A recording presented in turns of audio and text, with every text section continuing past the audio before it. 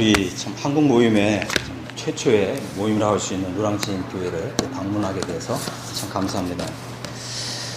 우선 간단하게 이제 저를 좀 소개해 드린다면, 저는 이제 아주 주일학교부터 이제 장로교회를 이렇게 다니다가 1990년 초에 은혜의 복음, 또 생명의 복음을 듣고 이제 구원받는 참 놀라운 하나님의 이제 은혜를 이렇게 입었습니다.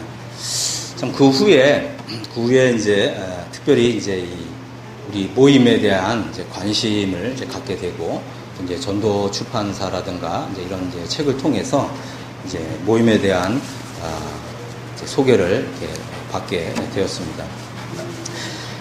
또 그렇게 이제 좀 책에 관심이 많이 있어서 이제 우리 모임에 대한 이런 부분들을 이제 다양하게 이렇게 좀 살펴보다가 1992년 정도에 우리 모임에 아주 영적 거장과 같은 이제 다비라든가 이제 맥킨토시, 또 윌리엄 켈리 이제 이런 분들을 알게 돼서 제가 그때부터 이제 다비라고 하는 분의 책을 미국에서 이렇게 이제 주문을 해서 책을 좀 보기 이제 시작하고, 또 틈틈이 이제 번역을 하다가 1999년에 이제 형제들의 집이라고 하는 이제 홈페이지를 만들면서 모임에 좀 앞선 이제 이런 분들의 글들을 좀 소개하는 이제 이런 일을 했습니다. 그리고 이제 2006년에는 이제 형제들의 집이라고 하는 이제 출판사를 좀 시작을 하게 됐고요. 지금까지 모임에 앞선 이제 이런 지도자들의 이런 책들을 이제 번역하는데, 형제들의 집에서 지금까지 한 82권의 책을 이렇게 좀 출판을 했습니다. 특별히 이제 제가 우리 모임의 이제 역사와 전통을 이제 공부하고 이렇게 좀 연구하다 보니까 제 마음에 굉장히 큰 이제 이 감동을 좀 받게 되고, 또 이 믿음에 앞선 이제 이런 믿음의 선진들의 이런 이제 이 믿음을 저희가 실제적인 부분들을 이렇게 좀 보다 보니까, 한편으로는 우리 한국 기독교계에 참 복음이 너무도 참 이 초보적인 이런 신앙에 머물러 있다, 이제 이런 부분들을 보면서 한편으로는 좀 역사적인 이런 이제 소명 의식까지 이렇게 느끼게 되었습니다. 참 우리 19세기 초에 일어났던 이 플리머스 브레드린의 이런 운동, 이런 역사들을 이렇게 살펴보면서 참 제 마음에는 참 이러한 우리 모임에 이제 이런 제 자신이 이렇게 속해 있다라고 하는 사실을 생각하면서 굉장히 참 이런 이제 자부심을 이렇게 갖게 되었고, 참 이 모임에 앞선 분들의 이렇게 신앙을 본받는 일에 있어서 정말 최선을 다하게 될 때, 우리가 정말 이 모임의 이런 믿음의 선진들의 이런 발자취를 살펴보게 되면, 참 이분들은 이제 기독교 역사를 한 획을 그은 분들이고, 역사를 이렇게 전환시킨 이런 분들입니다. 그래서 저는 우선 이분들이 이런 이 플리머스 브레드린에 대해서 세계적인 복음주의 지도자들이 과연 어떤 평가를 하고 있는가 하는 부분부터 좀 이렇게 말씀을 좀 드리도록 하겠습니다. 이제 앞에 보시면 이제 이 브레드린에 대한 세계적인 지도자들의 평가가 있습니다. 우리가 보통 이제 당신은 이제 어느 교회 다닙니까? 아니면 당신의 교회는 어디에 속해 있습니까? 혹은 당신의 교회의 교단은 어디입니까? 이제 이런 질문을 이제 종종 받습니다. 근데 많은 경우에 이제 우리가 이런 부분에 있어서 충분한 좀 답변을 좀 준비를 해야 되는데, 간혹 가다 보면 좀 이상한 답변을 하는 거죠. 우리는 교파가 없습니다. 교단이 없습니다. 심지어는 목사가 없습니다. 이렇게 답변을 하게 되면 우리 안에서는 그런 것들이 정말 순수한 이제 신앙의 표시이지만, 이러한 부분들에 대해서 익숙하지 않은 분들이 생각할 때는 이거 이단이구나, 이렇게 되는 거죠. 그래서 우리가 이런 부분들을 좀 잘 좀 이해하고 우리가 좀 합당한 좀 이런 좀 신앙의 어떤 규모와 질서를 가질 필요가 있다, 이런 생각이 듭니다. 보통 이제 이 브레드린 이제 이렇게 하면 이것은 이제 영어를 그대로 발음한 거잖아요. 그래서 일반 이제 교회에서는 브레드린 이렇게 하면 이것을 이제 형제단이다 이렇게 번역을 하고, 형제단이다 이렇게 알고 있습니다. 근데 우리는 이제 형제단이다 이제 이렇게 얘기하면 우리는 어떻게 답변하나요? 우리는 형제교회다, 아니면 어떤 곳에서는 이제 이 브레드린을 번역을 했는데 이 동포교회다 이렇게 번역을 한 것도 있고요. 그러다 보니까 이 통일이 좀 안 되다 보니까 도대체 뭐 동포교회가 맞는 것인지 아니면 무슨 형제교회가 맞는 것인지 아니면 저 형제단이 맞는 것인지 이렇게 오해가 되는데 형제단, 플리머스 형제단 이제 이렇게 하는 것이 그 언어상 좀 통일을 좀 이룰 수 있다 이런 생각이 됩니다. 특별히 이제 이 19세기에 일어났던 이 브레드린 무브먼트, 이 형제단 운동은 아주 특별한 의미와 역사적 의의가 있습니다. 사실 이제 이 19세기에 플리머스 브레드린 무브먼트가 일어나기 전에 이미 이제 스위스 형제단이라든가 아니면 진젠돌프 형제단이라든가 이 브레드린이라고 하는 이제 이런 용어를 사용하는 교회들이 역사 속에 덜어 있었습니다.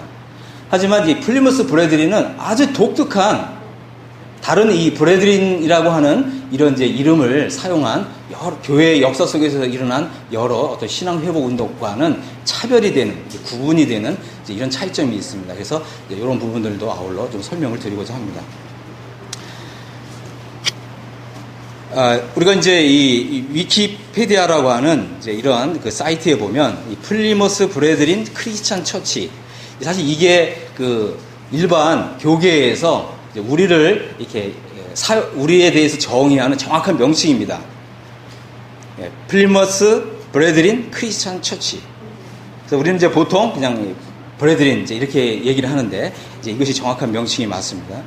그래서 이제 여기에 소개된 내용에 의하면 1820년대 아일랜드 더블린에서 기독교 근본주의 성격의 복음주의 운동으로 태어난 개신교의 교파이다. 이렇게 소개하고 있습니다. 1827년 말부터 이제 28년 초에 이 더블린에서 7명의 형제들이 초대 교회 시절처럼 오로지 주님의 이름을 의지해서 이제 떡을 떼었는데 여기 이제 7명의 이름이 있습니다. 이제 에드워드 크로닌, 또 에드워드 윌슨, 또 제이지 벨렛, 존 넬슨 다비, 윌리엄 스토크스, 그 다음에 존 파넬. 존 파넬이라는 분은 나중에 이제 콩글레턴 경이 되었습니다. 이제 굉장히 이제 높은 이제 이런 그 영국에서 이제 지위를 얻으신 분인데 또 이제 7번째는 이제 프랜시스 허친슨이라는 분이 이제 그 처음 떡을 떼면서 플리머스 브레드린이 이제 시작이 됩니다. 아더 피어선이라는 분은 이제 한국에 선교사로 오신 분인데 이분은 이제 이 조지 밀러의 이런 전기를 쓴 분인데 다비와 조지 밀러와 체프먼을 가리켜서 우리 시대에 거인들이 살았다 이제 이렇게 표현을 했습니다. 여러분 이제 잘 아시다시피 이제 빌리 그레엄이라고 하는 분은 이제 세계적인 복음 전도자잖아요. 근데 이분은 이제 이 자서전에 보면 진짜 복음주의 신학자들은 언제나 플리머스 형제단 소들의 우유를 얻어 마셨다. 이제 이렇게 표현을 했습니다. 그리고 이제 이 데이빗 판톤이라는 분은 이제 형제단 운동의 영향력은 종교 개혁보다 훨씬 컸다.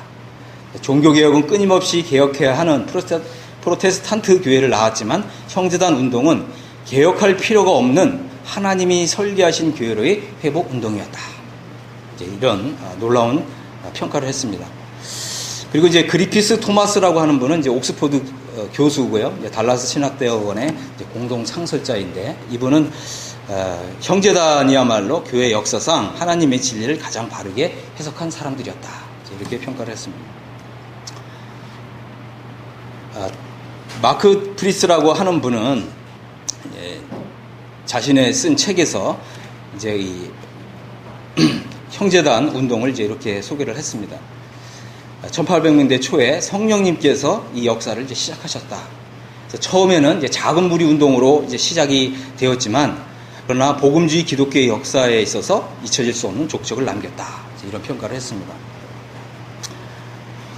그래서 오늘날 그 성경을 믿는 그리스도인들에게 중요한 이제 이 진리들이 있는데 이제 그리스도의 신속한 재림이라든가 율법과 은혜 사이의 구분이라든가 또 이스라엘과 또 교회의 이 구분이라든가 또 이스라엘이 장래 미래에 문자적인 축복을 받게 될 것이라든가 이런 이제 이 진리들은 다비라든가 켈리, 그랜트 아이언사이드, 맥킨토시, 또 사무엘 리도트, W.E. 바인과 같은 형제단 저자들에 의해서 이 진리들이 회복되었다. 이런 평가를 했습니다.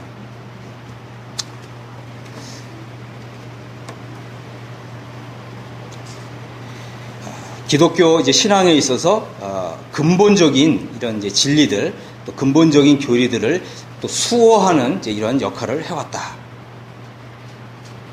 이런 얘기를 했고요. 또 A.C. 게벨레인이라고 하는 펀더멘털이라고 하는 이제 이 책의 편집자인데, 이 펀더멘털이라고 하는 책은 굉장히 중요한 책입니다. 이것은 이제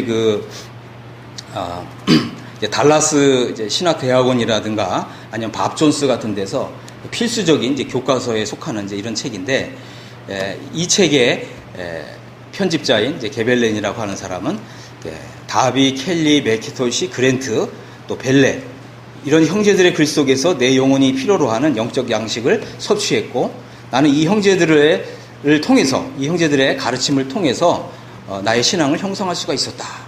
그리고 바로 이들이야말로 사도들 다음 가는 영적 거장들이라고 생각한다. 이런 놀라운 평가를 했습니다.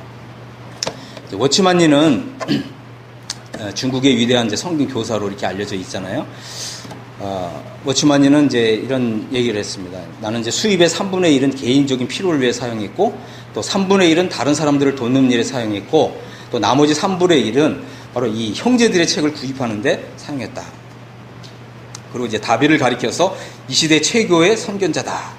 이제 이렇게 평가를 했습니다. 또 이 나폴레온 노엘이라고 하는 사람은 이제 이 형제단 교회의 역사라고 하는 이제 책을 썼는데, 지난 세기 가장 위대한 근본주의 지도자들은 다비와 형제들의 가르침과 사역에 큰 빚을 지고 있음을 인정할 수밖에 없다. 이제 이런 놀라운 고백을 했습니다. 또 J.A. 폰 포색이라고 하는 분은 이제 이런 얘기를 했습니다. 그대가 다비란 사람과 잠시라도 함께 있게 된다면 그가 참으로 하나님의 위대한 종이요 또한 위대한 사람이라고 하는 것을 느끼지 않을 수 없다. 이런 얘기를 했습니다. 또 이 스펄전은 이제 영국 침례교 이제 목사인데 전 세계적으로 이제 유명한 분이죠. 이분은 이제 윌리엄 켈리를 이제 이렇게 평가를 했습니다. 윌리엄 켈리는 우주를 위해 태어났다. 그의 생각은 우주만큼 크다. 그 다음에 이제 C.I. 스코필드는 이제 그 스코필드 이 성경의 이제 편집자인데, 맥킨토시의 저서는 나에게 성경의 예언을 이해하는데 가장 큰 영향을 미쳤다. 이제 이런 얘기를 했습니다. 여러분 이제 다 잘 아시는 이제 D.L. 무디가 있잖아요. D.L. 무디는 이제 100만 명에게 복음을 전한 세계적인 복음 전도자였는데, 이제 이런 얘기를 했습니다. 전 세계의 책이 다 타버린다 할지라도 성경과 맥킨토시 모세오경만 있으면 나는 충분하다. 좀 감동이 느껴지시나요? 지금 누구 얘기를 하고 있는 거죠? 우리를 얘기하고 있는 거죠. 바로 우리가 바로 이 플리머스 형제단의 이제 후예들이라고 하는 거죠. 무디는 이런 얘기를 했습니다. 맥킨토시의 저서들에 나는 큰 빚을 지고 있다. 그의 저서들은 나에게 성경 진리를 열어주었고, 그의 저서를 읽는 시간은 나에게 큰 기쁨을 주었다. 내가 가진 모든 책에 장서를 잃어버린다 해도 결코 잃어버릴 수 없는 보물이 있다면 그것은 맥킨토시의 저서들이다. 그래서 성경과 맥킨토시의 책만 있으면 나는 충분하다. 그의 저서들은 내게 성경을 이해하는 핵심적인 열쇠가 되어 주었다. 이런 고백을 했습니다.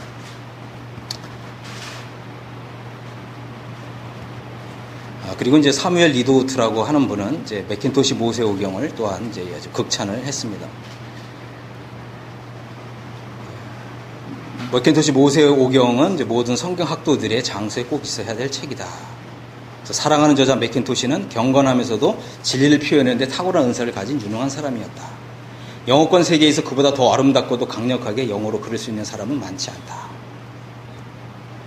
그리고 이제 이 해리 아이언사이드라고 하는 분은 이제 이런 얘기를 했습니다. 하나님을 아는 사람들은 알든 모르든 직접적이든 간접적이든 이 형제단의 도움을 받지 않은 사람이 없다.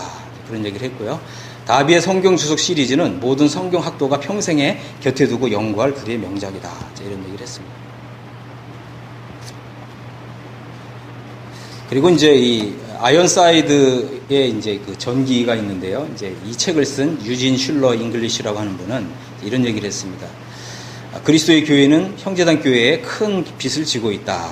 그 가운데 벨렛, 다비, 윌리엄 켈리, 맥킨토시 등은 참으로 헌신되고 은사를 받은 종들이었고, 또 하나님의 말씀 속에 감춰진 이런 진리들을 아주 새로운 방식으로 여었는데 성령님께 쓰임받은 도구였다. 이들의 설교와 문서 사역을 통해서 그리스도의 머리 되심, 그리스도의 몸의 하나됨, 성령의 하나되게 하심, 그리고 주의 재림과 같은 중요한 진리들이 교회에 회복되었다. 이런 얘기를 했습니다. 워렌 위어스비라고 하는 분은 이제 미국 침례기 목사인데요. 내가 매킨토식에서 받은 신령한 복과 교훈의 부요함은 이루 말할 수 없을 정도이다. 이런 얘기를 했습니다. 자, 그러면 이제 한번 결론적으로 무엇 때문에 이렇게 기독교 지도자들이 형제단을 이처럼 칭송하는 걸까? 왜 이렇게 깊은 존경심을 표하는 것일까? 과연 천당 가는 티켓을 주는 것으로 끝나는 복음, 혹은 이제 죄사함, 거듭남에만 머무는 복음이 형제단의 영적 유산이었을까? 현재 한국 모임은 이런 이 형제들이 하나님께로도 받은 복음과 교회 진리를 어느 정도나 깨닫고 이해하고 있을까? 이것을 한번 생각해 보자고 하는 것입니다. 형제단 운동은요, 제2의 종교 개혁으로 인정받을 정도의 그런 이 엄청난 이런 파워가 있었고요. 또 이들이 이제 그 당시에 드러낸 진리를 통해서 오늘날 기독교의 복음주의와 근본주의의 토대를 형성하는 이런 어마어마한 역할을 했습니다. 이것이 바로 우리의 믿음의 선배들이 가지고 있는 기독교계 안에서의 영적 위상이라고 하는 것입니다. 이것을 바로 우리가 되찾아야 하는 영적인 우리의 이 정체성이라고 하는 것이죠. 우리 노량진교회는 정말 이런 좀 주님 안에서 이런 이제 자부심을 가지고 있습니까? 정말 이 변질되어 가고 혹은 정말 약해져만 가는 오늘날의 하나님의 이 복음을 정말 우리야말로 회복할 수 있는, 그리고 이 한국 기독교계의 하나님의 이 진리를 정말 제대로 전할 수 있는 이러한 후예들이다. 우리가 이런 이 영적인 자부심을 가져야 된다고 하는 것이죠. 제가 이제 오늘 이제 그런 부분에 이제 주로 좀 말씀을 좀 드리고자 합니다. 저는 이제 무엇보다도 우선 브레드린의 형제단의 역사적 정체성에 대해서 먼저 말씀을 드리고자 합니다. 이 역사적 정체성 굉장히 이제 중요합니다. 간혹 가다가 이제 우리 모임에 어떤 분들은 이제 이런 얘기를 합니다. 우리는 모임이라는 것은 어떤 곳이냐? 이제 이런 이제 질문을 받으면 이제 이런 답변을 하죠. 우리 모임은 한국에서 정말 자연적으로 발생된 이런 이 교회다. 한국에서 자생적으로 발생된 교회는 사실은 이런 이 기독교 2000년 역사의 역사적인 정체성을 부인하는 거죠.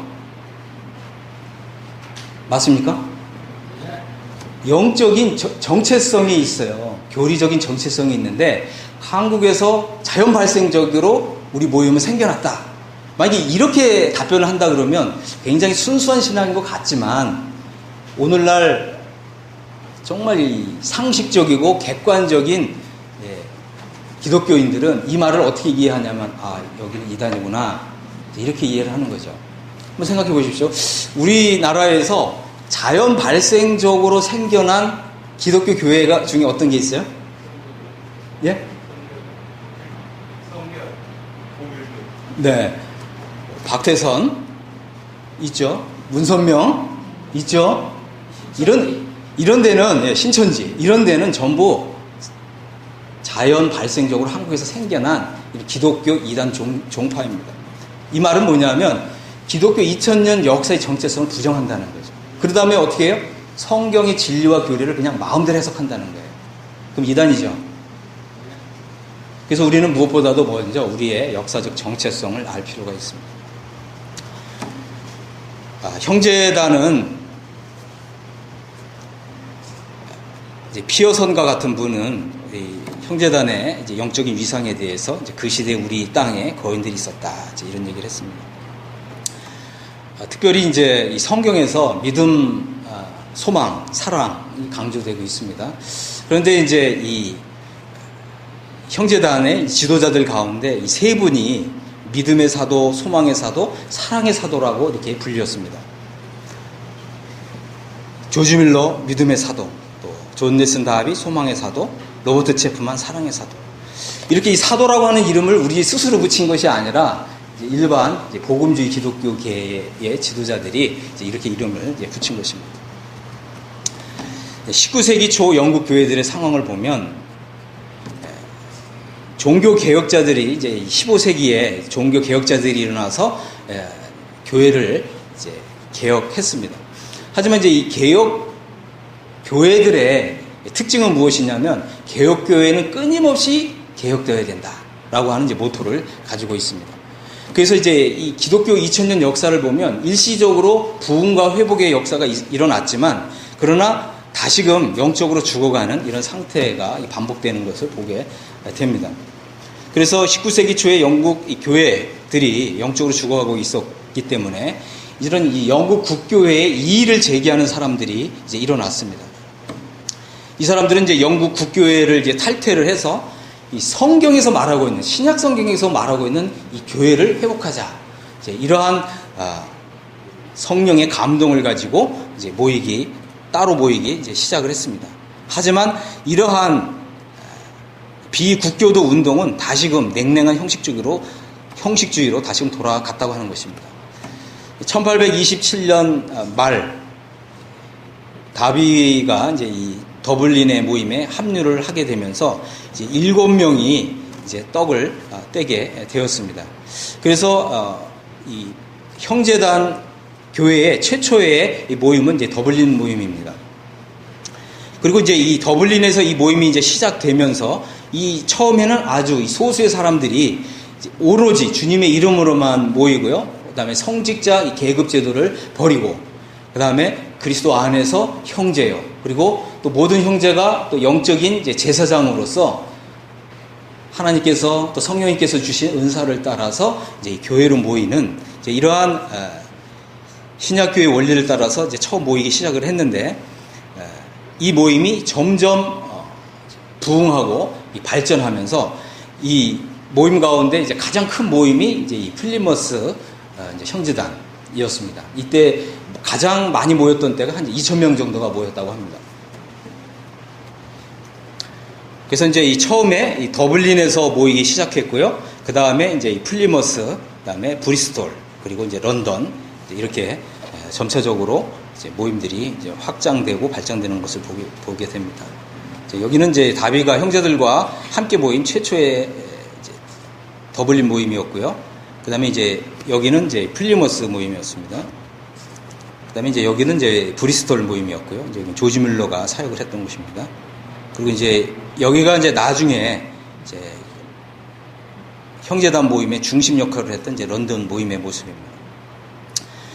가장 초기 모임의 멤버 가운데 이제 에드워드 크로닌이라고 하는 사람이 있었는데 토요일 저녁마다 이제 가구들을 옆으로 밀어놓고 또 조촐한 탁자를 놓고 거기에 빵과 포도주를 차려서 존 파넬, 윌리엄 스토크스 그리고 다른 형제들과 함께 정말 이 주님을 사모하는 마음으로 모여서 떡을 떼었을 때 그때 정말 성령의 감동과 성령의 기쁨으로 모였고 또 하나님의 그 임재하심이 아주 강력하게 나타났기 때문에 우리는 이렇게 모이는 이러한 모임을 주님이 기뻐하신다고 하는 것을 우리가 확신할 수 있었다.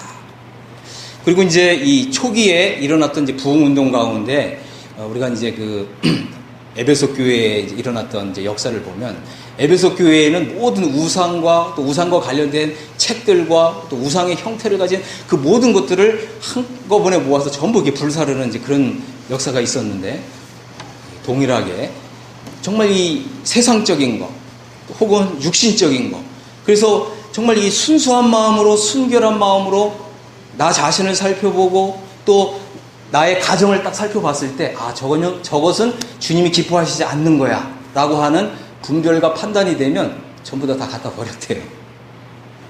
이러한 순수한 이제 신앙 회복 운동이 일어났습니다.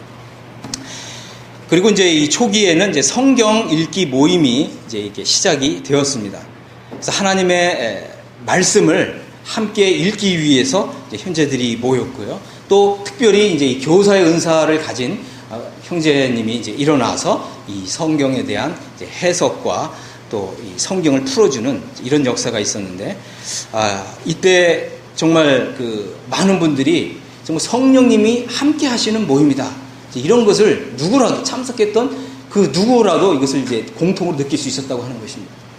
그래서 우리가 이제 고린도전서 14장에 보면 어떤 일이 일어났습니까? 믿지 않는 사람들이 교회에 와서 어떤 고백을 하죠? 정말 당신들 교회에 하나님이 함께 계신다. 믿지 않는 사람이 이제 이런 고백을 할 때 바로 그때 그 교회 안에 하나님의 임재가 있고 성령님이 함께 하심이 있다고 하는 것이죠. 이것이 바로 우리 형제단 교회의 특징이었다고 하는 것입니다. 그래서 오로지 이 성령님의 주권적인 인도하심과 임재 가운데 자신들이 본 거룩한 빛을 따라서 평안에 매는 줄로 성령이 하나 되신 것을 힘써 지키고자 했다. 그랬습니다. 그 다음에 이제 이 존 드레이크 포드라고 하는 분은 이제 이런 놀라운 이제 소식을 또 이런 좀 간증을 이렇게 했습니다. 이분은 이제 이렇게 간증을 했는데, 제가 청년이었을 때 저는 종종 플리머스 형제단으로 알려진 사람들과 함께 예배를 드리곤 했습니다. 그래서 아무런 장식도 없고 그냥 성경 구절들이 기록된 간판들이 걸려있던 이런 모임에 와서 예배를 드렸는데, 제가 지금까지 참석한 예배 모임 가운데 가장 경배영으로 충만한 예배였습니다. 그래서 오르간 연주자의 아름다운 선율도 없었고 반주에 맞추어 부르지도 않았습니다. 인사하는 소리, 킥킥거리며 웃는 소리, 속삭이는 소리, 기침하는 소리, 이런 소리조차도 그저 그냥 하나님을 경외하는 마음에 있어서 다 삼켜져 버렸습니다. 아이들도 모두 조용했습니다. 대부분 사람들은 그저 머리를 숙이고 기도하고 있거나 성경을 읽고 있었기 때문에 자신이 앉고자 하는 그곳에 갈 때 그저 뒤꿈치로 살금살금 걸어갔다고 하는 것입니다. 그래서 하나님의 정말 이 성령의 민감한 움직이심에 따라서 찬송을 선택하고 성경을 읽고 기도를 드림으로써 깊은 경외심을 느끼는, 그래서 이런 깊은 경외감을 함께 공유하는 이러한 예배의 시간들로 이어졌다고 하는 것입니다. 이것은 많은 개혁주의 교회들의 예배의 모습과는 전혀 다른 모습이었다, 이렇게 고백을 하고 있습니다. 특별히 이제 이 모임의 부흥운동에 있어서 굉장히 이제 중요한 역할을 했던 것은 이제 이 성경 읽기 집회가 시작됐다고 하는 것입니다. 이것을 이제 바이블 리딩 미팅이라고 이제 이렇게 불렀는데요. 초기에 이제 주일날 6시 30분에 함께 모여서 빵, 버터, 우유, 그리고 다른 음식들을 이제 이렇게 준비해 놨다가 또 성경 읽기 모임을 가졌고요. 또 7시 30분에는 기도 집회를 했고, 그 다음에 8시 15분에는 이제 아침 식사를 제공을 했고요. 그 다음에 이제 성경 읽기 모임은 9시에 시작이 되었고요. 그때 가끔 다비가 와서 하나님 말씀을 이렇게 풀어주는 이제 이런 일이 있었고, 그 다음에 10시 30분에는 산책을 갔다가 이제 11시에 이제 주의 만찬을 드리기 시작했다. 이제 이렇게 기록을 하고 있습니다. 다비라고 하는 분은 이제 한 친구에게 이렇게 편지를 썼는데 이런 내용이 있습니다. 우리는 매주 정기적인 성경 읽기 집회를 갖고 있는데 사람들이 계속해서 몰려들기 때문에 사람들을 오히려 밖으로 좀 내보내기에 바빴다. 이런 고백을 하고 있습니다. 저도 참 이제 이런 걸 이렇게 생각하면서 정말 우리의 모임 가운데 또 우리의 예배 가운데 성령님께서 함께 하시고 또 정말 하나님의 임재가 충만하고 또 하나님을 경외하는 이 경외심에 우리 모두가 휩싸여서 정말 이렇게 예배를 드릴 때 정말 이 형제단 이런 운동이 일어났던 정말 이 시절로 우리가 돌아갈 수 있지 않을까, 좀 이런 이제 기대감을 좀 가져봅니다. 그리고 저녁에는 이제 오두막 집회에 가서 이제 다시 이 성경을 이제 강해하는, 또 강해하는 것을 듣는 이제 이런 시간이 있었는데, 로버트 체프만은 이제 이 하나님의 이런 말씀과 정말 이 진리를 이렇게 아주 집중해서 강해할 때 이 사람들이 여기에 참석했던 분들이 정말 이게 파도가 밀려드는 것 같은 이런 감동을 받았다. 그리고 그가 성경을 덮을 때에는 하나님을 아는 지식에 있어서 나는 완전히 어린아이와 같다는 생각이 들었다. 저는 참 이런 것들이 정말 이 은사가 아닌가 이렇게 생각합니다. 이 성령의 은사는, 성령님이 우리에게 주신 은사는 탁월한 것이죠. 은사가 정말 있는지 없는지 헷갈리는 것이 아니라 성령님이 주는 은사는 탁월한 것이다. 그래서 누구라도 저분은 정말 은사가 있어. 우리가 좀 하나님의 진리에 있어서 좀 더 분명해지고 명확해지고 또 하나님을 아는 지식에 있어서 좀 더 깊어지면 좋겠다. 이런 좀 생각을 갖게 됩니다. 무디가 이런 얘기를 했습니다.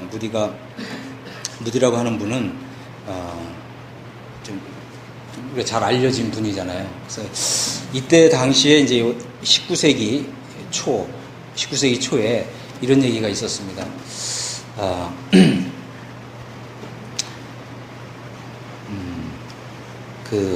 존 웨슬리는 30만이고 또 조지 휘필드는 80만이고 D.L. 무디는 100만이고 스펄전은 1000만 명이다 이런 얘기를 했습니다. 무슨 얘기인지 아시겠어요? 존 웨슬리가 복음을 전해서 구령한 숫자가 30만 명, 조지 휘필드가 구령한 영혼의 숫자는 80만 명, D.L. 무디가 구령한 숫자는 100만 명, 찰스 스펄전이 구령한 숫자는 1000만 명. 이렇게 교회 역사 속에서 평가를 합니다. 그런데 이 D.L. 무디가 100만 명을 구령할 수 있는 원동력, 그 힘이 어디서 왔냐? 바로 형제단에서 왔다는 것입니다. D.L. 무디가 이제 이 복음 전도자로서 사역을 할 때마다 항상 이게 영적으로 고갈되는 걸 경험을 했어요. 그때마다 찾아온 교회가 바로 형제단이라고 하는 것입니다. 형제단에게 와서 함께 성경을 읽고 함께 성경 공부를 하면서 영적으로 회복되었고 다시 영혼을 구령할 그 영적인 그 파워를 다시금 얻을 수 있었다고 하는 것입니다. 그러니까 이분들이 이런 간증이 있기 때문에 이 형제단에 대해서 이러한 어마어마한 칭찬과 찬사를 아끼지 않는 것입니다.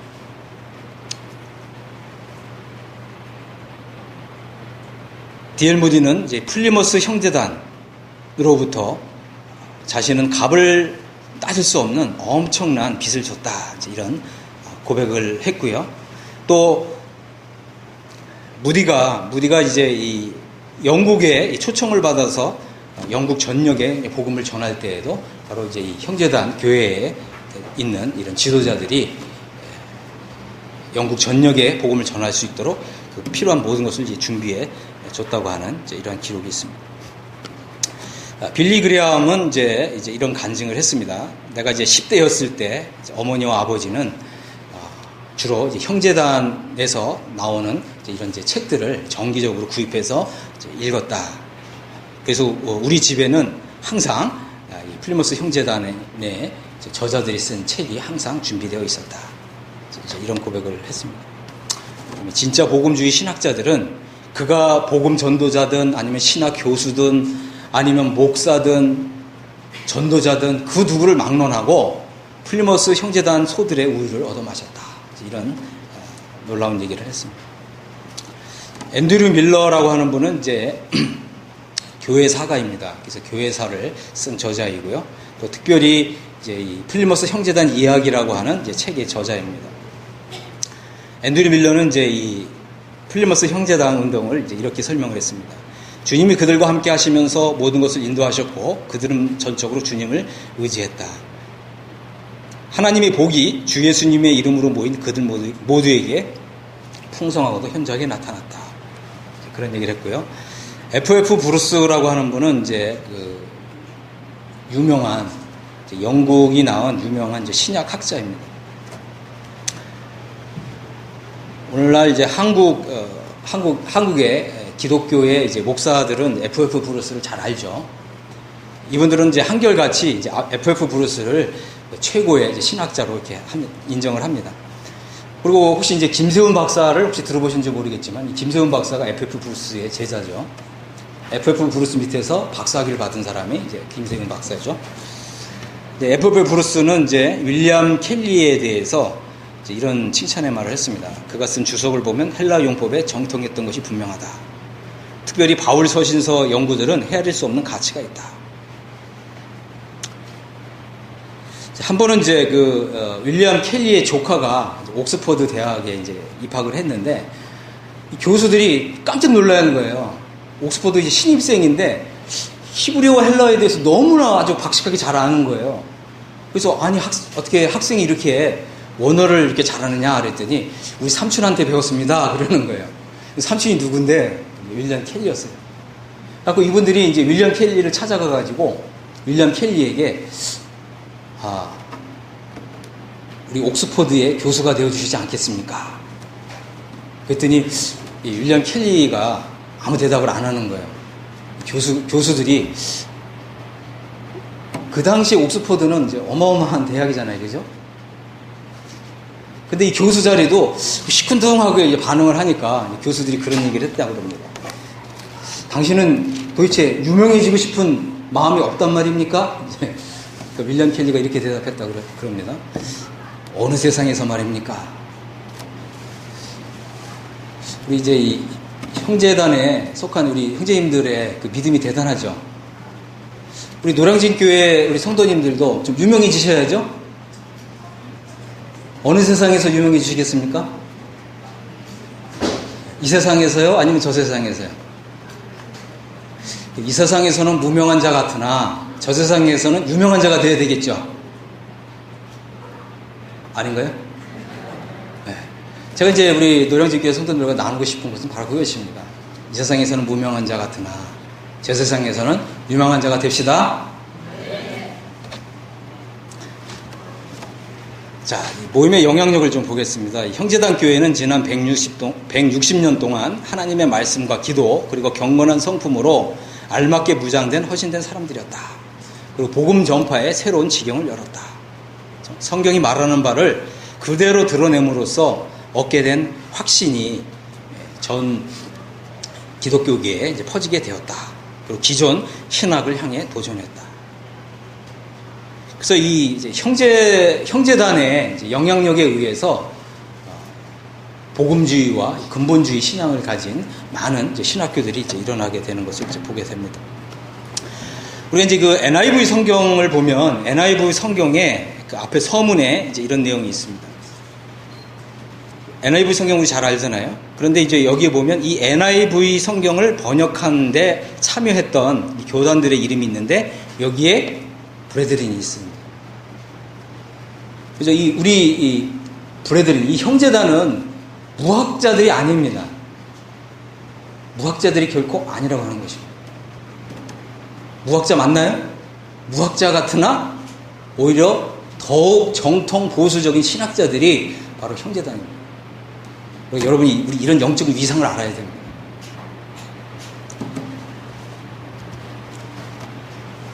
그 다음에 이제 이 펀더멘털리즘의 이제 근본주의의 뿌리라고 하는 이제 이 책에 보면 여기에 이제 이 무디에 대한 이제 소개를 하고 있는데 여기서 무디가 맥킨토시의 모세 오경을 이제 극찬하는 이런 내용을 이제 볼 수가 있습니다. 그리고 이제 이 찰스 스펄전은 이제 형제단 지도자 가운데 로버트 체프만에 대해서 이렇게 평가를 했습니다. 그는 내가 아는 사람 중에 가장 성도다운 사람이다. 가장 경건한 사람이다. 이렇게 평가를 했고요. 어느 날 이제 미국에서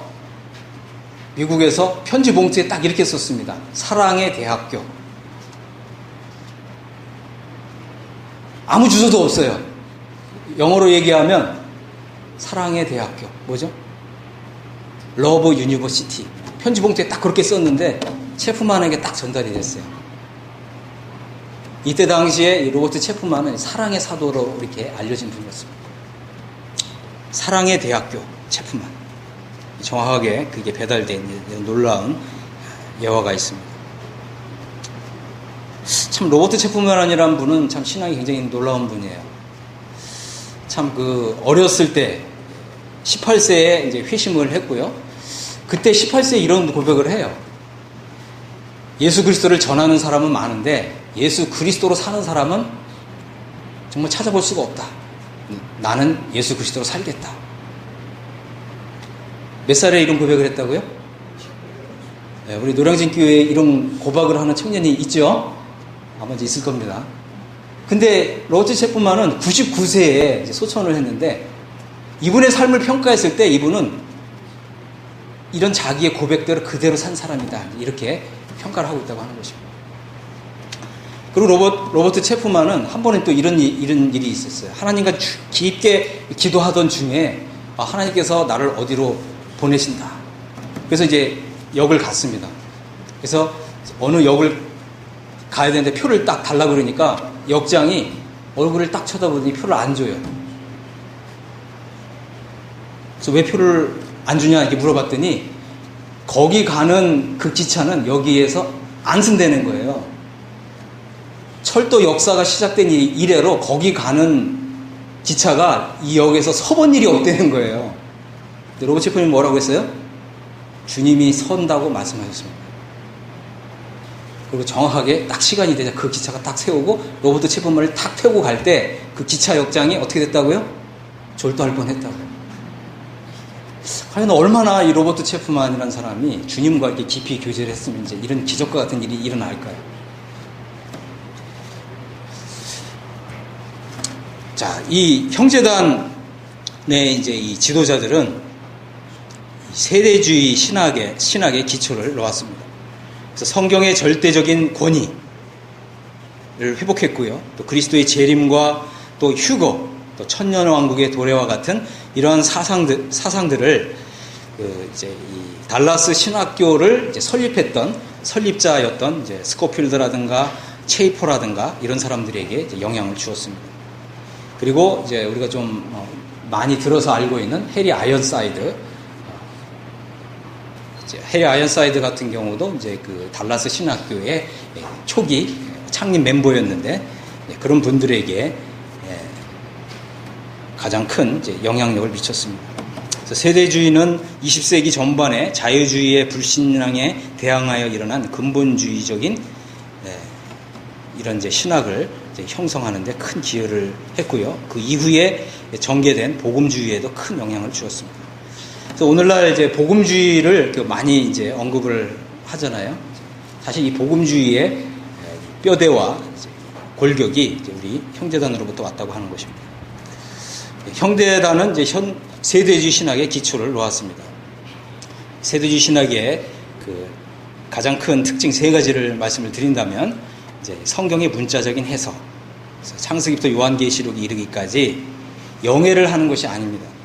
문자적으로 해석을 하는 것이죠. 그리고 이제 일관되게 적용하는 것입니다. 두 번째는 이제 이스라엘과 교회의 구분을 하는 것입니다. 그래서 이스라엘은 땅에 속한 백성이라면 교회는 하늘에 속한 백성이기 때문에 서로 다른 정체성과 서로 다른 목적이 있다고 하는 것입니다. 그래서 우리가 성경을 이렇게 봐야 되는 거죠. 그다음에 이제 교회의 환난 전 휴거에 대해서 이 교회가 환난을 통과하지 않는다. 환난을 통과하는 것은 이스라엘이다. 이런 놀라운 이제 신약 교회의 진리를 이렇게 활복하는 이런 일을 했습니다. 두 번째 형제단은 이제 기독교 근본주의의 기초를 놓았습니다.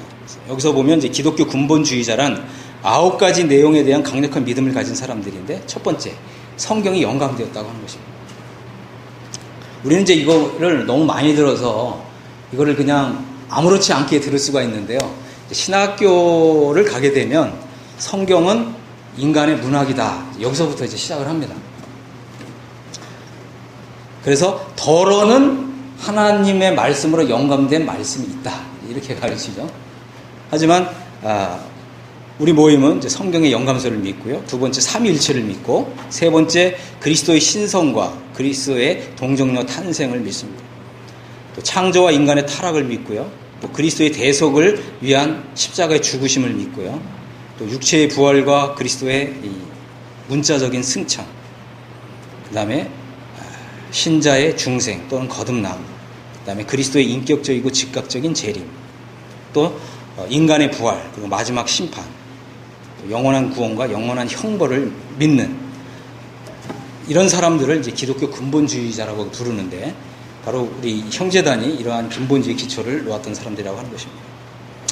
복음주의 신학교에 미친 영향에 의해서 이제 엠마오 성경 대학이 세워졌고 달라스 신학 대학원이 세워졌고요. 그레이스 신학대학원, 밥 존스 신학대학원, 또 무디 성경대학, 또 신학원, 또 캐나다 리젠트 칼리지, 또 리버티 신학대학원 등이 이렇게 설립되었습니다.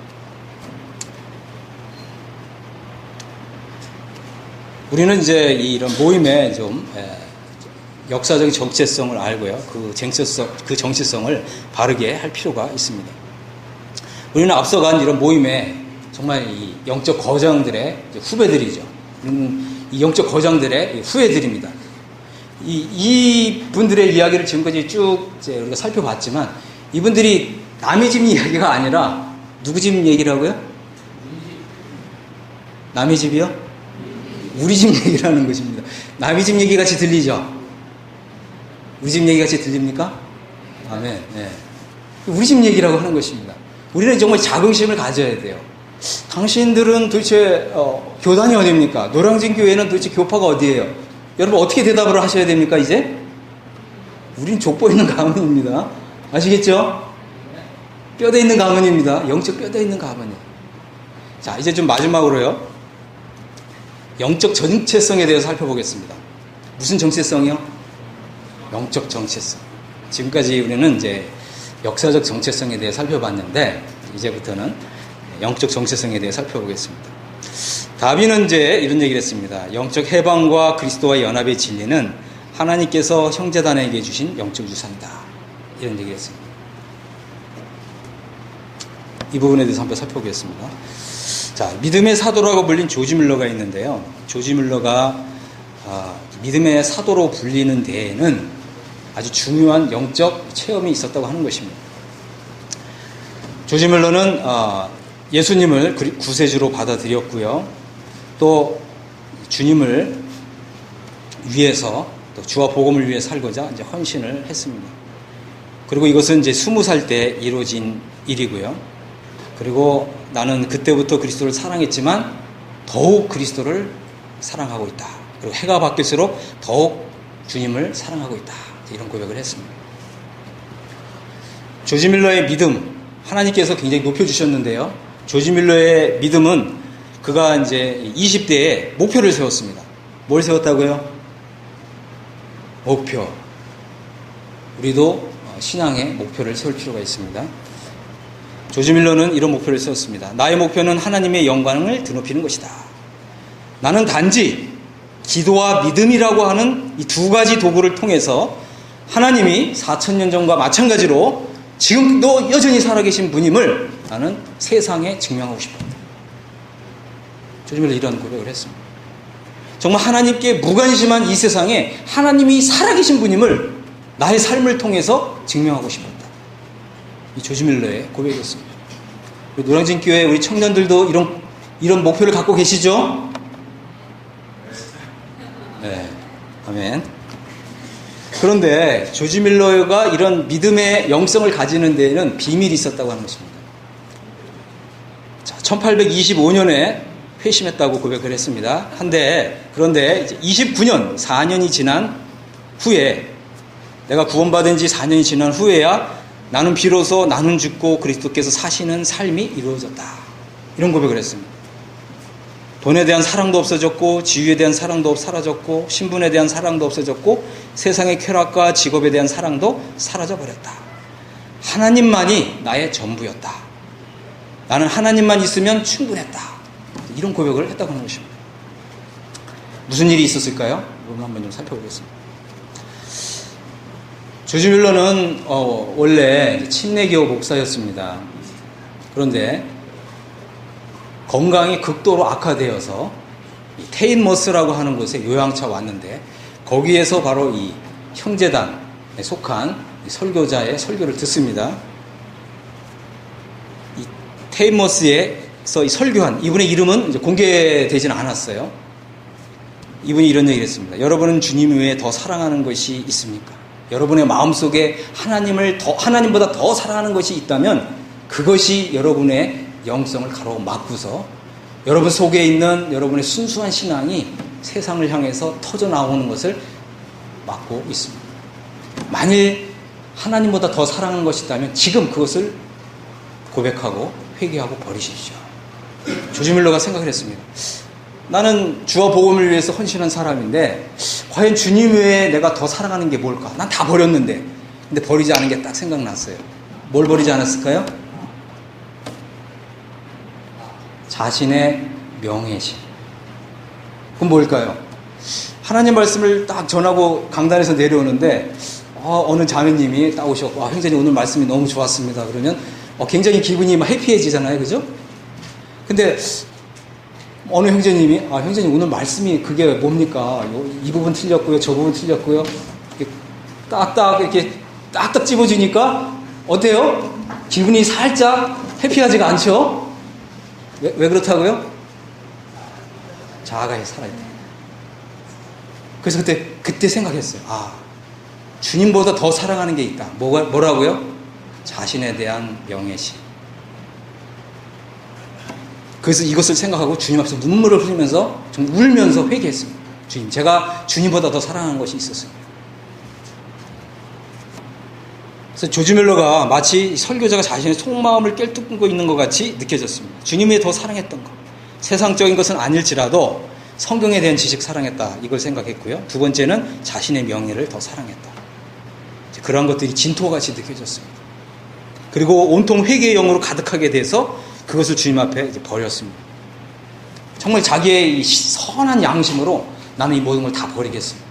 오직 주님만 사랑하겠습니다. 그때 조지 뮬러가 이렇게 고백을 했습니다. 나에게는 내가 죽은 날이 있었다. 바로 그날은 조지 뮬러가 자신의 의견, 선호, 취향, 의지에 대해 죽은 날이고 세상과 세상의 인정 혹은 비난에 대해서 죽은 날이다. 그때로부터 나는 오직 하나님께 인정받는 일꾼으로만 드러나도록 힘썼다. 우리는 보통 당신은 거듭났습니까? 이런 질문 많이 받잖아요. 그죠? 당신은 구원 받았습니까? 이런 질문 받죠? 그럼 우리는 어떻게 대답하죠? 어떻게 대답합니까? 확신을 가지고 얘기하죠. 그럼 또 이렇게도 우리 이제 앞으로 질문해야 됩니다. 당신은 죽은 날이 있습니까? 뭐라고 대답하시겠습니까? 네. 이제 앞으로 우리는 이제 이렇게 한번 우리 노량진 교회에서 이렇게 한번 질문하세요. 형제님 죽은 날이 있습니까? 이렇게 질문하시기 바랍니다. 요게 되면 어떻게 된다고요? 노량진 교회 부흥합니다. 아멘. 자, 조지 뮬러가요, 그전에는 성경을 읽을 때 지식을 얻기 위해서 읽었는데 나는 죽고 이게 이루어지니까 어떻게 해요? 나는 죽은 사람은 어떻게 됩니까? 내 안에 그리스도께서 사시죠. 그리스도께서 사시는 사람은 어떻게 살아야지 앞으로? 하나님 말씀에 절대 복종하면서 살죠. 그럼 성경을 왜 읽죠? 하나님 말씀에 복종하기 위해서 이제 읽는 거예요. 성경 읽기가 바뀌었다는 것입니다. 그전에는 성경을 읽을 때, 요 말씀을 잘 정리해서 요걸 이제 설교에다가 활용해야지. 이런 마음으로 성경을 읽었는데, 이게 뭐라고요?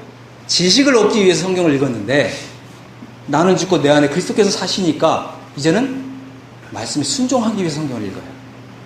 그럼 성경 읽기 방법이 바뀌었습니다. 어떻게 바뀌었냐? 성경을 읽다가 주님이 이 말씀에 순종해라. 이렇게 이런 음성이 들리면 계속 읽는 게 아니라 거기서 딱 멈춰요. 그리고 순종하고 와서 그 다음 성경을 읽는 거예요. 이게 이제 순종하기 위해서 성경 읽는 방법입니다. 조지 뮬러가 이렇게 하기 시작했다는 거예요. 그래서 예전처럼 기도로 시작하지 않고 묵상으로 시작했지만 이제 이내 묵상이 기도로 이어지게 된다는 사실을 발견하게 되었다. 그리고 하나님께 자백하고 또 중보 기도를 하고 간구 기도를 하고 또 감사 기도를 한 후에 또 다시 말씀을 읽고 다음 구절로 넘어가고 이와 같이 성경을 읽어가면서 먼저는 나의 영혼이 좀 이 주님이 주시는 양식으로 꿀로 풍성하게 되는 것을 이제 경험을 했다. 그 다음에 이제 성경을 읽을 때 하나님 말씀을 실천하기 위해서 성경을 읽기 시작했다. 성경을 읽어가는 동안 주님이 나 자신에게 해주시는 말씀을 잘 경청하면서 읽다가 주님이 나에게 해주시는 말씀 혹은 나에게 부탁하시는 말씀 이런 명령, 주님의 명령이 있을 때 거기서 멈추고 그 다음에 어떻게 한다고요?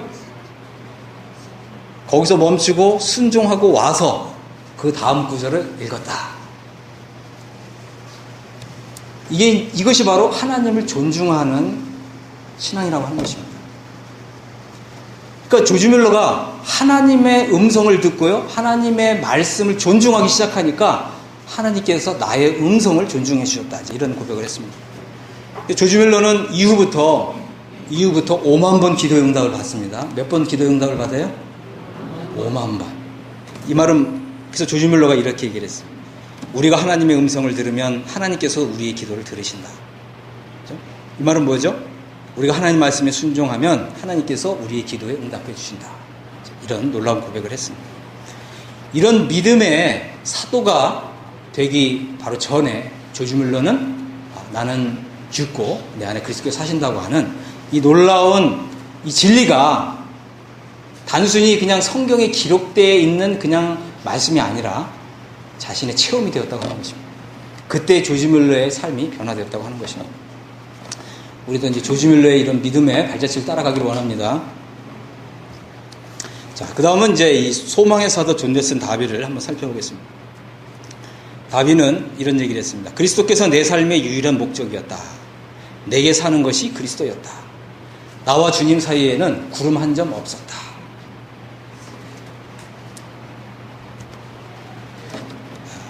존 넬슨 다비는 하나님 말씀을 굉장히 강조를 했습니다. 다비는 그 누구의 어떤 복음 전도에 의해서 구원받은 것이 아니라요, 스스로 성경을 읽는 중에 회심을 경험을 했습니다. 그리고 이후 계속해서 하나님 말씀을 읽어가는 중에 하나님을 아는 지식에서 자라갔고요. 또 성경을 읽고 또 성경을 아는 그것이 자신의 영혼의 기쁨과 힘과 위로가 되는 것을 경험을 했습니다. 자, 내가 하나님 말씀을 읽을 때 하나님은 진리의 말씀을 계시해 주셨다. 따라서 내 안에 일어난 하나님의 역사는 기록된 말씀으로 말미암아 일어났다. 다비에 대해서는 이제 이런 놀라운 이제 간증이 있습니다. 다비는 이제 대단히 영혼 구령에 열심하는 사람이었고요. 또 밤 12시 전에는 집에 돌아오는 적이 없었다고 이렇게 말하고 있고요. 또 때로는 도토리와 열매로 연명하면서 한 잔의 우유나 계란 한 개로 저녁 식사를 할 때에는 진수성찬처럼 받았다고 합니다. 다비는 이제 변호사였습니다. 이때 당시에 이제 변호사란 말은 이제 판사가 될 수 있는 그런 신분이었습니다. 하지만 이제 하나님의 아들께서 나를 위해 자신을 희생하셨다. 나의 생명의 은인이 되셨다고 하는 이제 이런 생각을 했고, 또 오늘날 이 기독교계가 하나님의 아들에 대해서 충분히 감사를 표하고 있지 않다라고 하는 생각이 들었을 때 나는 주님 일에 완전히 헌신하고 싶어졌다. 그래서 이제 자신의 이제 이런 변호사직을 내려놓습니다. 하지만 그럼에도 불구하고요, 다비는 이제 회심 후에 여전히 율법 아래에서 괴로움을 겪었다고 합니다. 다비가 이제 영고 국교회에 부신부로 이렇게 지내면서 복음을 전할 때에는 그때 당시에 다비는 이제 이렇게 시골에 가서 복음을 전했는데 일주일에 500명씩 회심하는 역사가 있을 정도로 복음 전도에 굉장히 열정적인 이제 이런 분이었는데, 그럼에도 불구하고 여전히 자신은 율법 아래에서 이런 이제 괴로움을 겪었다. 죄와의 싸움과 갈등 가운데 자신의 무기력함에 대한 슬픔으로 괴로워했다. 로마서 8장에서 말하고 있는 해방의 필요성을 보았다. 이렇게 고백을 했습니다. 이러한 이제 갈등과 고민 가운데서 이제 7년을 보낸 후에 죄와 율법으로부터 해방되는 것을 경험합니다. 다비는 이제 자신이 회심한 후 7년 동안 나는 율법의 지배를 받다가 마침내 해방되었다라고 하는 것을 이제 반복해서 말했습니다. 하나님은 이제 우리를 그리스도 안에서 영광스러운 구원으로 이렇게 부르셨는데, 이 로마서가 바로 이제 우리를 이 영광스러운 구원으로 인도하는 하나님의 책이라고 하는 것입니다. 그런데 이 로마서가 이 두 부분으로 나눠져 있다고 하는 거죠. 첫 번째는 로마서 1장부터 5장 11절까지인데 이것은 우리가 지은 죄들을 예수 그리스도께서 어떻게 해결하셨는가, 이것을 설명하고 있고요. 두 번째 부분은 로마서 5장 12절부터 로마서 8장까지인데 이것은 바로 우리 속에 있는 죄성이에요. 그래서 앞에 보시면 우리가 지은 죄들은 이제 신즈 이렇게 얘기하는 거죠. 이건 이제 열매들을 얘기하는 거고요. 내 속에 있는 이 죄성은 그냥 신 이렇게 얘기하는 거죠. 이거는 나무 자체를 하나님께서 해결하셨다라고 하는 것입니다. 그래서 우리는 이제 우리 죄들이 사함받았다고 하는 것은 잘 알고 있는데, 우리가 이제 경험적으로 우리가 지은 죄들이 다 사함받았다. 나는 이제 예수님의 피로 영원 속죄 받았다라고 하는 것은 우리가 너무나 잘 알고 있는데, 그런데 우리 속에 있는 이 죄성이 해결되었다고 하는 이 부분은 우리가 모를 수가 있다고 하는 것입니다. 이것이 이제 해결되면 바로 이 죄성으로부터 하나님께서 나를 자유하게 해주신, 바로 이것을 이제 영적 해방이라고 부르는데, 나는 이제 해방이 이루어졌다. 이런 놀라운 이제 고백을 하게 되는 거죠. 그래서 이제 영적 해방의 필요성을 우리가 이제 생각해 봐야 됩니다. 하나님 우리를 이제 그리스도 안에 있는 영광스러운 구원으로 부르셨는데, 만약 우리가 이제 이 경험적으로 죄사함만 알고 있으면 어떻게 되죠? 나는 이제 모든 죄를 용서받았어. 그리고 내가 구원받은 이후에 짓는 죄들도 용서받았어. 그리고 어떻게 살아가요? 그리스도로 살아가야 되잖아요. 근데 여전히 어떻게 해요? 내 속에 있는 육신과 이 죄성을 따라서 살아간다는 거죠. 그러니까 우리가 이 죄사함만 알게 되면 어떻게 되죠? 이 죄까지도 그냥 다 용서했으니까 나는 하늘나라는 것이 확실해. 그러면서도 어떻게 계속 어떻게 해? 정말 그리스도인다운 그리스도인으로 살아가는 것이 아니라 이전에 구원받기 전의 모습으로 계속 쭉 살아간다고 하는 거죠.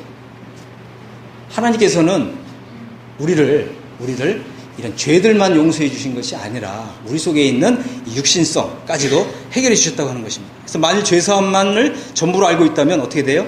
구원받은 초기엔 천국 생활을 하는 것 같지만 머지않아 세상 사람들과 별반 차이 없는 삶, 또 거룩한 삶, 성화의 삶을 살아야 되는데, 이런 것은 없이 영적인 무능력 가운데 신음하고 로마서 7장 상태에 딱 빠진 상태에서 오라 나는 곤고한 사람이로다. 한글 킹제임스 성경에서는 이걸 이렇게 번역했습니다. 오라 나는 비참한 사람이로다. 그래서 내 마음으로는 하나님의 법을 기뻐하면서 하나님의 법에 순종하고 싶은데 능력이 없는 거죠. 그래서 계속해서 죄에 패배하는 삶을 반복해서 살아가는, 그래서 영적인 무기력한 상태에서 그저 예수 그리스도의 그 십자가만을 바라보는. 그런데 이제 하나님께서는 우리를 이 로마서 7장 상태에서 건져주시는 이런 놀라운 역사를 하셨다고 하는 것입니다. 그래서 바로 로마서 7장 상태에서 벗어나서 로마서 8장 상태로 들어가는 것이 바로 영적 해방이라고 하는 것입니다. 다윗은 이제 어느 날 말을 타다가 이제 말에 떨어져서 부상을 당했습니다. 그리고 3개월 이상 이제 집에 있으면서 모든 사역을 내려놓고 성경만을 읽는 그런 시간을 가졌는데, 그때 이 해방의 진리가 계시처럼 마음에 임하는 것을 경험할 수가 있었습니다. 그리스도께서 이미 해방의 역사를 이루신 이 일이 하나님의 말씀과 또 하나님 말씀이 그냥 계시처럼 자신에게 임하는 것과 성령의 역사로 이것이 내 안에서 이루어졌다고 하는 이러한 확신을 가지게 되었습니다. 그전에는 이제 이것이 그리스도께서 이미 이루셨기 때문에 내가 믿으면 된다, 이렇게 생각을 했던 거예요. 그래서 믿으려고 노력을 했는데 안 됐다고 하는 거죠. 하지만 이제 영적 해방을 추구하면서 하나님께 기도하고 말씀을 읽을 때 우리의 영적인 상태가 그 진리를 받을 준비가 되니까 이것이 계시처럼 마음에 이루어지는 이런 체험을 할 수가 있었습니다. 그래서 이 구원의 목표는 단순히 우리가 하나님 나라에 가는 데 있는 것이 아니라 그리스도와 연합이 있다, 이런 얘기를 했습니다. 우리는 구원을 받았는데 성경에서 말하는 구원은 단순히 죄사함만을 말하는 것이 아니라 육신의 상태에서 벗어나 새로운 상태, 즉 그리스도 안으로 들어갈 필요가 있다. 바로 이 해방은 우리를 둘째 사람이자 마지막 아담이신 그리스도 안에 들어가게 해주시는 것이다. 해방을 통해서 나는 죽고 내 안에 그리스도께서 사시는 삶이 이루어지기 때문에 더 이상 육신 안에 있지 않고 이제 그리스도 안에 있게 되는 것이다. 이런 이야기를 했습니다. 그래서 그리스도와 연합이라는 성경의 진리를 지식적으로 알고는 있었지만 이제 비로소 그리스도와 연합의 진리가 주는 영적인 능력과 실제를 경험적으로 알 수 있게 되었다고 하는 것입니다. 그래서 우리가 이제 죄사함을 받았다면 그저 이 로마서 3장 상태에만 머물러서는 안 되고 계속해서 우리가 영적인 추구를 통해서 로마서 6장, 7장을 경험적으로 통과한 후에 로마서 8장에 들어가야 된다. 라고 이제 계속해서 이제 격려를 했습니다. 다비는 이제 이러한 영적인 체험은 오직 하나님의 말씀에 운동력 있는 역사와 성령님의 조명하시는 역사에 의해서 이루어지는 것을 알았기 때문에 전적으로 말씀을 추구할 것을 강조했습니다. 그리스도와 연합의 진리는 우리가 잘 아는 대로 이제 로마서 6장 5절 그리스도와 함께 죽는 것, 골로새 3장 1절에 보면 그리스도와 함께 부활하는 것, 또 에베소 2장 6절에 보면 그리스도와 함께 하늘에 앉아 있는 것, 이 세 구절을 통해서 그리스도와 연합의 진리가 잘 표현되어 있는데 이것을 단순히 이제 성경에 이런 진리가 있다고 하는 것을 그냥 아는 정도로 그치는 것이 아니라 이 진리가 내 마음에도 이루어졌다고 고백하는 데까지 나아가는 것, 그것이 바로 그리스도와 연합의 복된 진리에 이르는 믿음인 것입니다. 다비는 이제 특별히 하나님 말씀을 강조하면서 신약 성경에 있는 모든 구절은 우리가 다 경험적으로 알 필요 있다, 이런 얘기를 했어요. 맞습니까? 신약 성경에 있는 모든 구절은요, 우리가 다 경험적으로 알 필요가 있대요. 우리 이렇게 하나님 말씀을 좀 깊이 있게 또 넓게 알면 좋겠습니다. 하나님 말씀이 모든 신약 성경의 모든 이런 말씀들이, 구절들이 정말 내게 살아있는 말씀으로 나에게 임하게 될 때 우리의 이 신앙의 모습은 정말 놀랍도록 변화될 것입니다. 다비는 자신이 경험한 영적 해방의 진리를 가는 곳마다 설교했고요. 다비가 설교하는 곳마다 영적 부흥이 일어났습니다. 죄와 율법으로부터 고통받던 많은 그리스도인들이 평안과 자유를 얻게 되었습니다. 그래서 다비는 이 영적 해방의 진리야말로 형제단에게 주신 영적인 유산이다, 이렇게 설파했습니다. 자, 교회는 하늘에 있는 그리스도와 연합을 이루고 있다. 이것을 이제 이 에베소서를 통해서 이런 이제 복된 믿음에 이제 이르는 것을 이제 강조를 했습니다. 다비는 이제 하나님을 기쁘시게 하는 삶에 자신의 생애를 올인한 사람입니다. 우리도 하나님을 기쁘시게 하는 일에 올인한 사람들이 맞죠? 노량진교회 성도님들은 하나님을 기쁘시게 하는 일에 나의 삶을 다 올인한 분들 맞죠? 아닌가요? 네. 우리 형제단 교회는 그렇죠? 우리 하나님을 기쁘시게 하는 일에 나의 전부를 다 드린 사람들의 모임이고 그런 교회입니다. 아멘. 네, 다비의 삶을 보면 많은 고난을 받았죠. 하지만 하나님의 복음을 되도록 단순하게 진실되게 전하고자 애를 썼습니다. 다비에게 있어서는 하나님을 기쁘시게 하려는 마음은, 사람을 기쁘시게 하려는 마음은 없었고 오직 하나님을 기쁘시게 하려는 동기만 있었습니다. 다비의 진리에 대한 사랑은 바리새적인 외식으로 나타나지 않았고요. 오히려 형제들을 사랑하는 것으로 나타났습니다. 그리고 이 하나님 말씀에 대한 철저함은 거룩한 삶으로 나타났습니다. 그리고 거룩한 삶이야말로 그리스도의 재림을 소망하는 성도들의 진정한 모습이다, 이렇게 강조했고요. 다비는 주님이 오늘 오실 것처럼 살았다, 이렇게 고백을 했습니다. 주님이 언제 오신다고요? 오늘. 오늘 주님 오실 것이다. 마지막으로 로버트 체프만에 대해서 좀 살펴보겠습니다. 로버트 체프만은 사랑의 사도다, 이렇게 불림을 받았습니다. 그리스도를 전하는 사람은 많지만 그리스도로 사는 사람은 많지 않다. 나의 큰 목표는 그리스도로 사는 것이다. 찰스 스펄전은 로버트 체프만에 대해서 그는 내가 알고 있는 가장 경건한 사람이다, 이렇게 얘기했습니다. 체프만은 이제 그 영국 국교회의 신자였기 때문에 이제 자신이 이제 영국 국교회의 신자로서 자신의 이제 그 신분을 이제 보장을 받았고요. 또 이제 교회에서 나름대로 어떤 이제 공로, 또 선한 행위를 통해서 교회의 인정을 받으면 교회 인정받는 것이 곧 하나님께 인정받는 것이다. 그리고 그것이 바로 하늘나라를 들어가는 이제 티켓을 주는 것이다. 이렇게 믿었는데 해링턴 에반스라고 하는 분의 설교를 통해서 구주의 공로만을 의지하는 것이 아니라 자신의 공로를 의지하는 것은 하나님을 부리하다고 선언하는 것이다, 이런 설교를 듣고 충격을 받았어요. 자기가 여지까지 자신의 공로를 쌓아서 구원받고자 했는데, 그죠? 자신의 공로를 쌓아서 구원받고자 하는 것은 하나님을 무시하는 것이다. 하나님을 불의하다고 선언하는 것이다. 그때 자신의 모든 의를 다 내려놓고요, 예수 그리스도의 십자가의 공로만 딱 붙들면서 그때 회심을 했습니다. 그런데 이 체프만은 단순히 이제 이게 이 회심만 놀라운 것이 아니라, 아까 고백을 우리가 이제 살펴봤잖아요. 그리스도를 전파하는 사람은 많지만 그리스도로 사는 사람, 그리스도처럼 사는 사람은 많지 않다. 나는 이제 그리스도처럼 살겠다. 이제 이런 놀라운 고백을 했는데, 자기가 이 고백한 대로 그대로 살았다는 거 하는 것입니다. 로버트 체프만은 굉장히 부자였어요. 근데 그 전 재산을 다 팔아서 가난한 사람에게 다 나눠줬다는 거예요. 이렇게 하기가 쉽죠? 네. 노량진 교회 성도님들은 아마 이제 쉬우실 거예요. 그죠? 근데 이것이 되면, 그죠? 어떻게 된다고요? 노량진 교회가 꽉 차죠.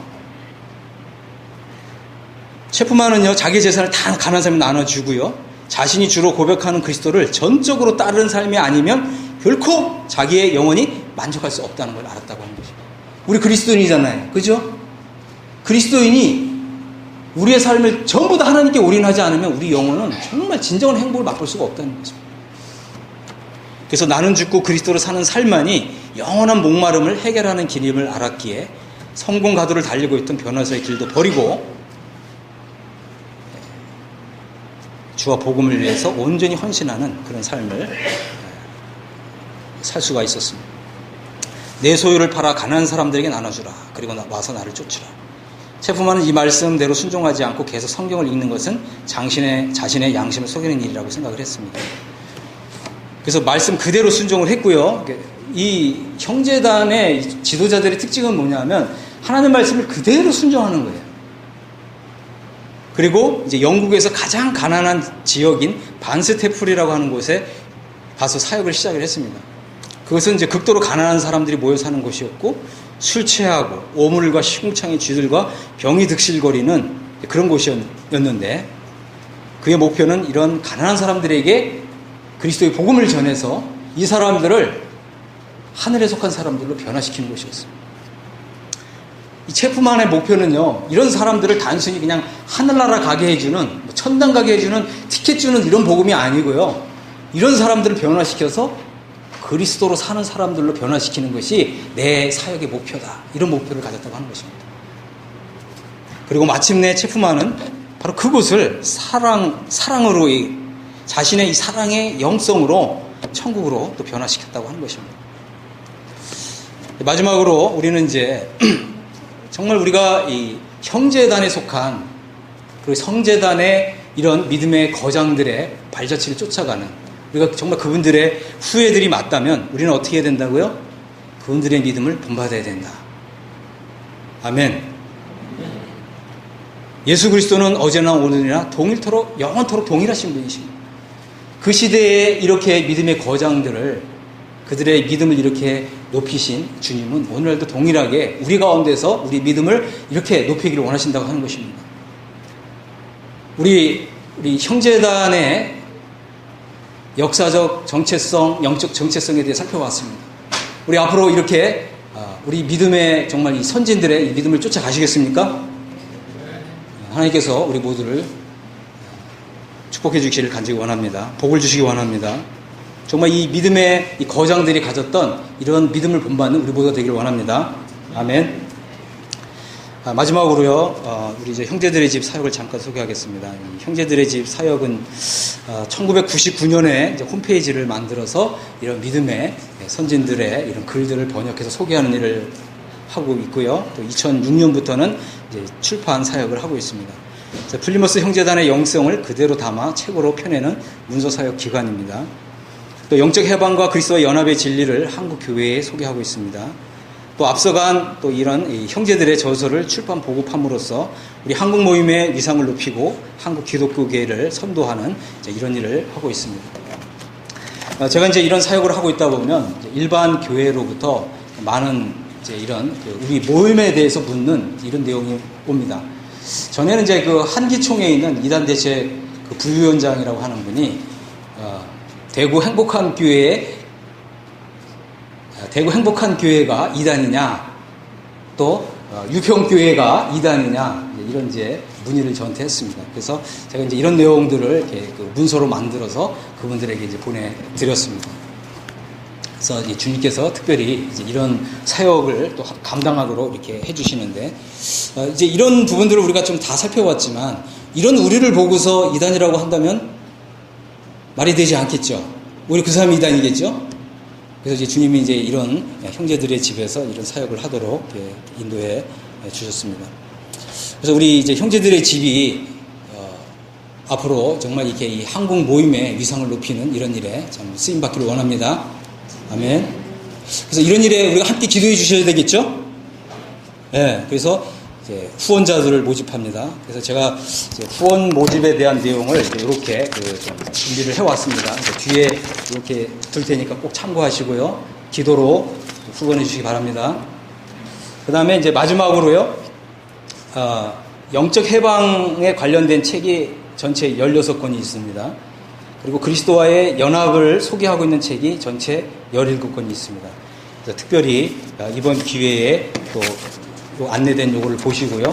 영적 해방의 진리는 이제 우리 모임의 영적인 유산인데, 이것을 단지 그냥 교리적으로만 알 것이 아니라 우리 개인의 이제 신앙에 정말 이게 뿌리를 내리도록 하면은 우리의 신앙이 정말 믿음의 앞선 선진들의 믿음을 쫓아갈 수 있게 되리라고 이렇게 확신합니다. 좀 책을 통해서 도움을 받으실 수가 있으시니까 책을 좀 구입하셔서 보시기 바랍니다. 기도하고 마치겠습니다. 하나님 아버지 감사합니다. 정말 한국 모임에 정말 이 첫 번째 모임, 이 노량진 교회를 방문해서 참 믿음의 참 이 선배들과 함께 또 이런 귀한 내용을 함께 나눌 수 있도록 인도해 주셔서 감사합니다.